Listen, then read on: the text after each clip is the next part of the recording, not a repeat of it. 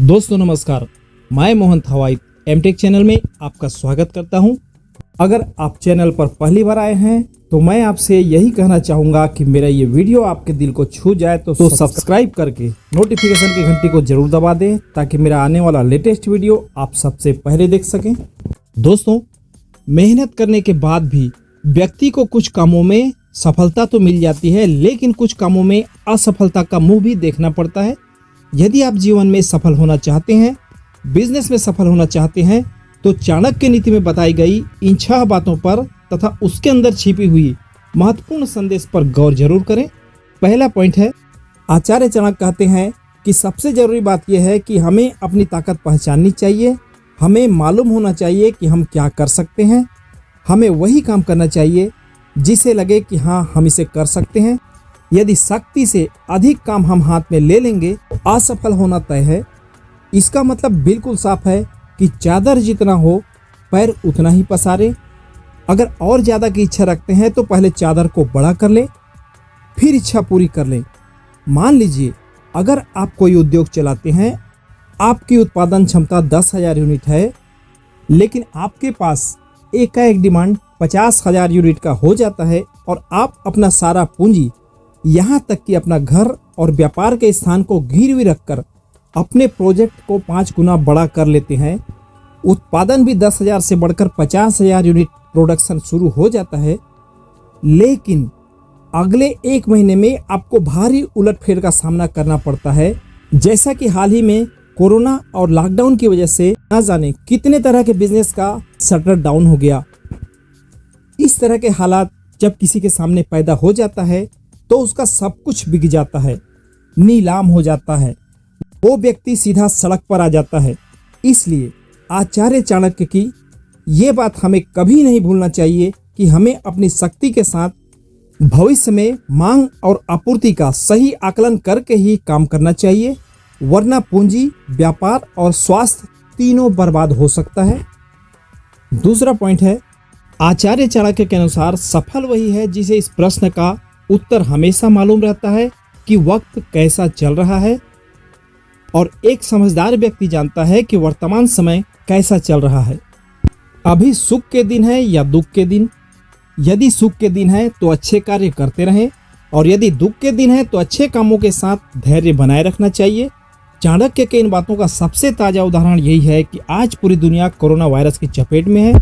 हर तरफ हाहाकार मचा है। ऐसे में हर व्यक्ति का फर्ज बनता है कि वो अपने देश के साथ खड़ा हो और कोरोना को हराने में सोशल डिस्टेंसिंग का तथा संक्रमण से बचाव के सभी तरीकों को अपनाएं, सभी नियमों का हर हाल में पालन करें, और साथ ही व्यापार के क्षेत्र में व्यापार करने वाले अपने बिजनेस की रणनीतियों को संक्रमण के हालात को ध्यान में रखकर, मांग और आपूर्ति की अनुपात को ध्यान में रखकर एक सही प्लानिंग के साथ काम करें। क्योंकि सदियों पहले चाणक्य ने यही कहा था कि आपके आज का वक्त कैसा है, पहले उसकी पहचान करें। सुख का दौर है या संकट का समय, उसके अनुरूप योजना बनाकर कार्य करें।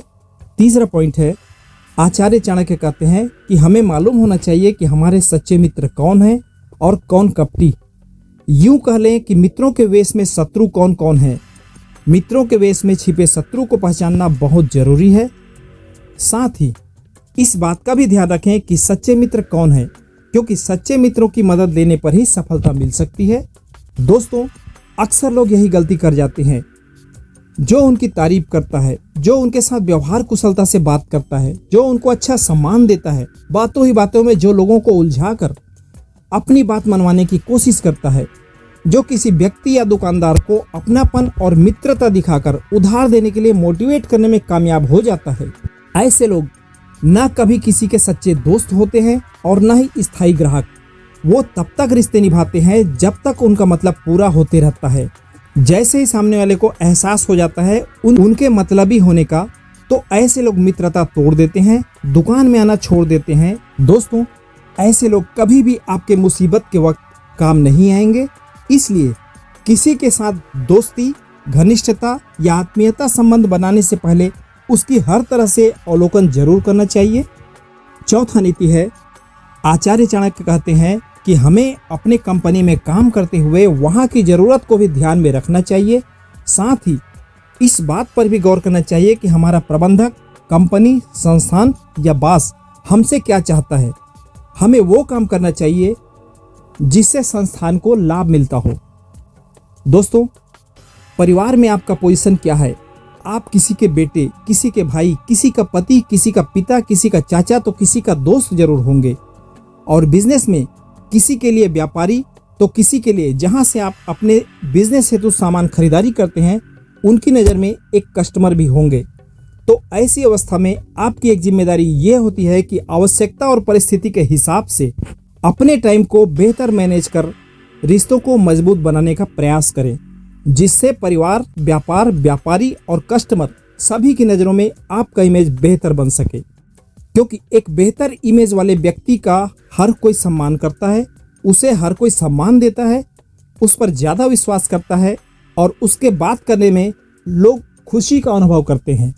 5वां नीति है, चाणक्य कहते हैं कि यह देश कैसा है से तात्पर्य यह है कि हम जहाँ काम कर रहे हैं वो जगह कैसा है, वहाँ के हालात कैसे हैं, कार्यस्थल पर काम करने वाले लोग कैसे हैं। इस बात का ध्यान रखना जरूरी है। दोस्तों, आचार्य चाणक्य के इस सूत्र का मतलब यह है कि पानी में रहकर मगरमच्छ से बैर नहीं करना चाहिए। अगर हमें अपने व्यवसाय की शुरुआत करनी हो या अपने निवास के लिए कोई जगह खरीदना हो, तो जिस स्थान का चुनाव करने जा रहे हैं वहाँ पर का माहौल कैसा है, वहाँ पर रहने वाले लोगों का नेचर कैसा है, लोग शिक्षित हैं या अशिक्षित हैं, उनका लेवल किस कैटेगरी का है और वहाँ पर मार्केट कैसा है, आदि बातों को ध्यान में रखकर ही जगह का चुनाव करना चाहिए। या उस जगह के लोगों को ध्यान में रखकर ही उचित ढंग से कार्य करना चाहिए। क्योंकि स्थान गलत हो या लोगों के साथ तालमेल सही ना हो तो हमेशा मन में पछतावा होते रहेगा कि मैंने अपने लिए गलत जगह का चुनाव किया है और जिंदगी में सही उन्नति या विकास संभव नहीं होगा। और दोस्तों, छठा और अंतिम चाणक्य नीति के बारे में बतलाने से पहले मैं आपसे ये कहना चाहता हूँ, अगर आप चाणक्य नीति के अंदर छिपे हुए सफल जिंदगी और बिजनेस की महत्वपूर्ण नीतियों को जानना चाहते हैं तो कमेंट बॉक्स में जरूर लिखें, जिससे मैं आगे भी चाणक्य नीति के कुछ महत्वपूर्ण जानकारियों को वीडियो के रूप में आपके सामने प्रस्तुत कर सकूं। और हाँ, अगर आपको पसंद आए तो दिल से एक लाइक करते जाइएगा। छठा नीति है, आचार्य चाणक्य कहते हैं कि व्यक्ति को अपनी आय और व्यय का पता होना चाहिए। जो लोग आय से अधिक खर्च करते हैं वे परेशानियों में अवश्य फंसते हैं। धन संबंधी सुख पाने के लिए कभी आय से अधिक व्यय नहीं करना चाहिए। दोस्तों, किसी ने बिल्कुल सही कहा है कि आप कितना कमाते हैं वो आपको समृद्धि नहीं देता, अपितु आपकी कमाई के अनुपात में आपका होने वाला व्यय ही आपको समृद्धि प्रदान करता है। अगर किसी व्यक्ति की कमाई 200 रुपये है और 250 रुपये खर्च करता है तो 200 रुपये की कमाई किस काम का? बढ़े हुए 50 रुपयों के लिए वो चोरी करेगा, उठाईगिरी करेगा, लोगों को धोखा देगा या किसी और गलत काम की राह पर चलेगा। किसी व्यक्ति का खर्च करना उसकी सामाजिक प्रतिष्ठा का निर्माण करता है, चाहे उसका आमदनी कुछ भी हो। किसी व्यक्ति के खर्च का अधिक होने का मतलब है उस व्यक्ति की आवश्यकता बढ़ी हुई है, जिसे कुछ जरूरी और कुछ व्यर्थ की विलासितापूर्ण गंदी आदत है। इसलिए आय के अनुसार ही किसी व्यक्ति को खर्च करना चाहिए, उसकी योजना बनानी चाहिए। और दोस्तों, आपको यह वीडियो कैसा लगा कमेंट बॉक्स में जरूर बताएं। फिर मिलते हैं एक नए वीडियो के साथ। जय हिंद, वंदे मातरम।